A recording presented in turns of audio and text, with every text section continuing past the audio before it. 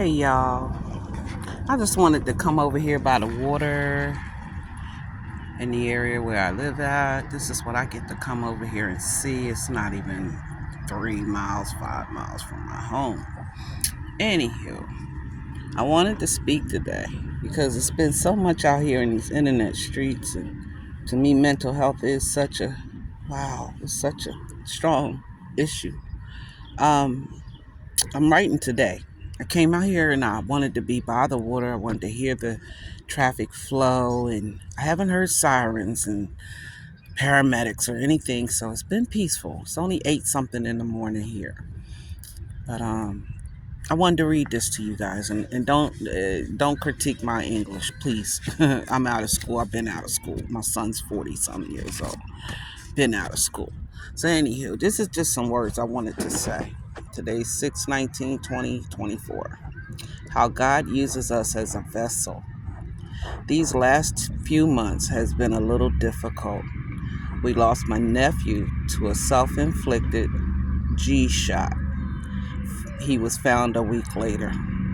My brother, whom I had no contact with, was and is his father. My brother, who came to me and apologized to me and asked me for his help. God put it in my heart to assist him. As of yesterday, our answer was spoken to us.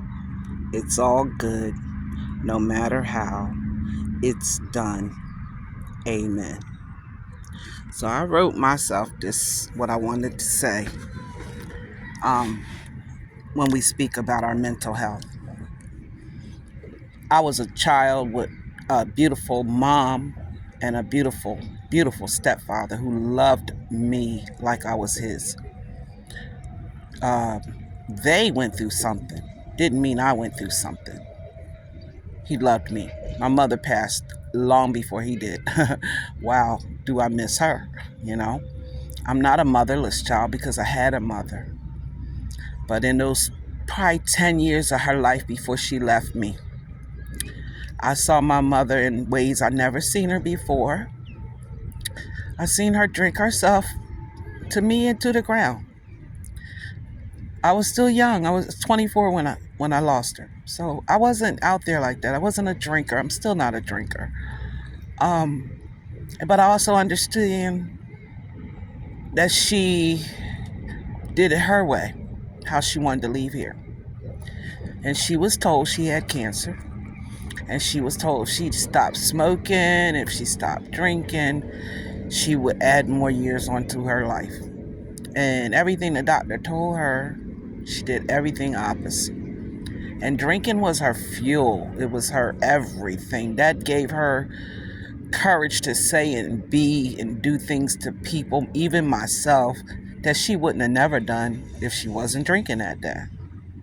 So by the age of 17, me and my son found a little 1-bedroom for my last year of high school, and I got myself in that rat-infested apartment, and it was about 8 months later, and I moved myself out of Philadelphia. And I never looked back. Not that I miss, I'm not saying I miss my mom, but where she was, I wasn't.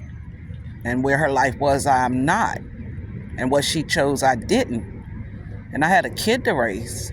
And I had to keep my mental health intact in order to be a better mom for my son. Single, still in school with a 2-year-old. Life is hard. He called me the other day to tell me things that's going on with him.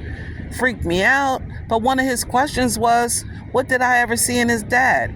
I said, what the F don't you understand? I was 15. Young, dumb, fresh, just hot in the butt, whatever you want to call it. But here you are. And I chose to become a parent. Your dad didn't. I did. So his mental health is bothering him. He's 48 years old. I've been asking him, when was you going to ever sit down and talk to this man about anything you should have questions about? Because he wasn't available. You know he wasn't. But he called me the other day to ask me, what did I ever see in his dad? And I was like, wow, baby. My father was alive and well just until 6 years ago. So I had a real father and I had my stepfather. And I can tell you one thing. My stepfather was everything to me. Never in harm's way, never scared, never nothing but love. And then if I didn't like something, I'd go to him and say, Daddy this and Daddy that. And he'd tell my mom, yeah. She ain't got to go over there no more. She ain't got to do that, And he was the one I would run to.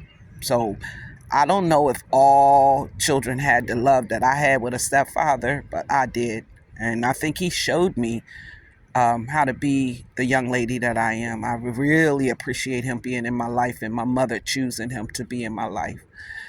But her mental illness was what she had to deal with and the way she wanted to go out of here with her cancer. And she chose to libate it every day. And so I lost my mother at a young age. She was 47 years old. She was weeks away from her 48th birthday. So for over almost 40 years, I have to go to a grave and see my mom. But my mental health is strong because I have my kids and I have to be here for them. And I got grandbabies who I have to be here for them. So I look at my mental health and a lot of it, I will not let people in.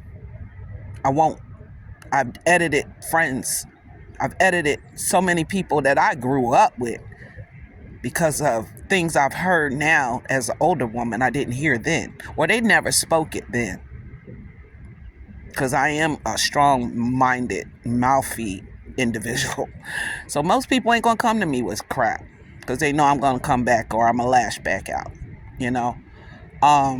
I'm crying right now, and if you saw my face, you'd see tears coming down because I don't know if I can handle the things I'm seeing out here on this internet. When I'm dealing with a family member who took his life because he couldn't handle just life. Whatever was hurting him, he couldn't handle it. We never seen it coming. We didn't think that it would ever happen in our family. This is a first. This is a first for us. So mental health, you got to check on your family. You need to check on your family. And sometimes you got to check them and tell them you wrong. You don't know what you're talking about. You're speaking ill and you don't know why. You're speaking foul and you don't know why. And you're a grown woman who should be setting an example for those around you. Yeah. I'm a little older than the person I'm thinking about, and I just want to set an example to be here for my kids, and my babies are strong. Y'all see the one where my kids just got into a big ass brand new home? That's all women doing that. Those are my women. 2 of those are my women that I produced and made and helped to be who they are. And I check on their mental health, but they don't need my help. They really don't. They check me. Mom, get out my business. Mom, you're in my business, whatever. But I want to make sure you're okay. So I don't claim that I had a motherless childhood because I had a beautiful mom. And my mother had to deal with whatever it was that she went through. It wasn't part of my journey. I just had to endure it. And had to separate myself. Could I easily have turned into an alcoholic or a person who drank every day to subdue life? Nope. It wasn't in me. And if someone tried to hurt me or you got into my heart and I found love for you and then you hurt me, it's so easy for this cancer person to tell you to get the heck away from me. I dump you, I lose you, I drop you like I never knew you. But that's the way I move. Because that's my mental health. I don't let nobody hurt me. I won't allow it. But I'm going to end my little conversation. I'm 9 minutes in, so I'm going to upload it. And I wanted you to hear what I wrote today because this happened yesterday. And my brother and I have been dealing with it since March. And so we heard the final answer yesterday. It's a lot that we closed yesterday, and it feels so much better. And yes, that's one thing I got off me today. I don't have to handle this anymore because it's been dealing with a lot. It's been intervening in my life, and I got things I need to be doing. And I want land for my mobile home. Yeah, it's a mobile home, but she paid for. She paid for. I pay $650 a month to live in 1,000 square feet with my own driveway, my own yard, my own everything. So guess what? I love my mobile home. I love it. And when I get the money, I fix stuff. I update it as I want to finish my master bathroom. And I want to put a roof on. The roof is more important. So go figure. I'm retired and this is where I'm at. So I just wanted to put that out there, that mental health is something that we all should be able to check on our friends and speak on our friends. And we should be able to say the things that we talk to our friends about without a whole lot of controversy out here. There's a lot of controversy going on in these streets. And nobody can understand half of it or why. So I can't talk to my girlfriend about something I had a conversation with her about. Hell, I wasn't talking to you. I wasn't talking to you. But you want it to be about you. You need that. You need that. This ain't about clicks and views. This is reality for me. I'm in my 60s. And the people I'm looking at are damn near in my age group. And I'm looking at them like, dang, my grandkids don't even act like this. They not even ratchet like that. My goodness. Why are we so hateful in this society we living in? What is jealousy all about? I'm not jealous of nobody. Like I said, I love my mobile home. She's paid for. I don't have no mortgage. I had a house. They sold me a house with a bad well and a bad septic. I said, come get it.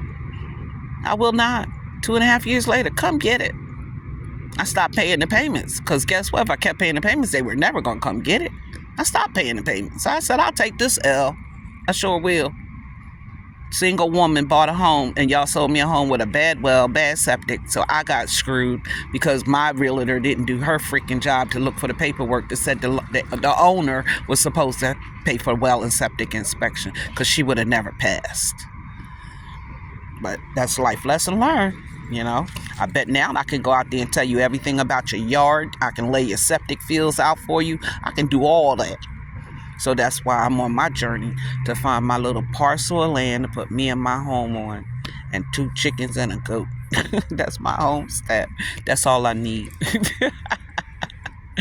I just need some land, chickens, because I don't even eat eggs that much, but some land, chickens, and a goat to help cut the grass. Gonna have to chain him up somewhere. But that's it, guys. I just wanted to talk to y'all and tell y'all this has been a journey, and I'm getting ready to delete this one. I'm getting ready to close the book to this one. I can file this chapter away and give it to my brother and let him finish. He's done. He's done with this journey of his life with his son. And I keep telling him, you have to go and talk to God.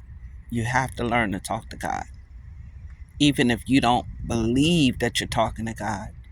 To me, it's such a different type of feeling when I release things out in the universe and it's just him and I in a room. Or I'm in my house and I'm talking and I have my conversations like he's sitting right beside me, like he's in front of me. And no, I don't hear the answer from him, but eventually I just know I got it out. And like today, he sent me over here to this water. He said, go to your water, write your thoughts down, write what's on your mind. And as y'all might have heard me on another person's channel the other day, I did speak about my son telling me he has stage 3 kidney disease. As a mom and as a warrior, I got to try to do my due diligence to find out what his options are, and diet and exercise, and what foods that he might need to implement into his body, because he's been on his own since he left high school, went in the military, served his time, raised a son. I got nothing but good things to say. I got nothing but good things to say. He did what I asked him to do, and I said, don't let that child call another man daddy. And he's never had to call another man daddy because my son raised him. And so I love that part. I love my journey. I don't change. I'm not changing my journey. I would have still had my kids. Probably by the 2 bums I had them by. And they know it. They know their fathers. But they know they're here because I wanted them. They're here. I'm done.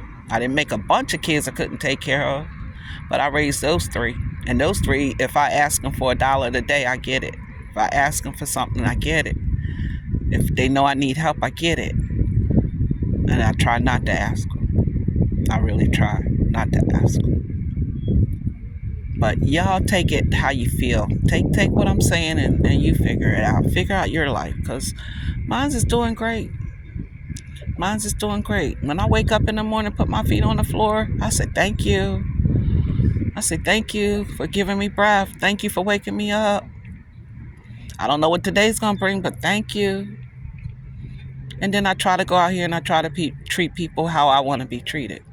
But I can tell you, you got one time to act stupid, be ignorant, whatever, and honey, I will raise a roof and never put my hands on you. I will bless you as if I knew you. I will call you out of your name.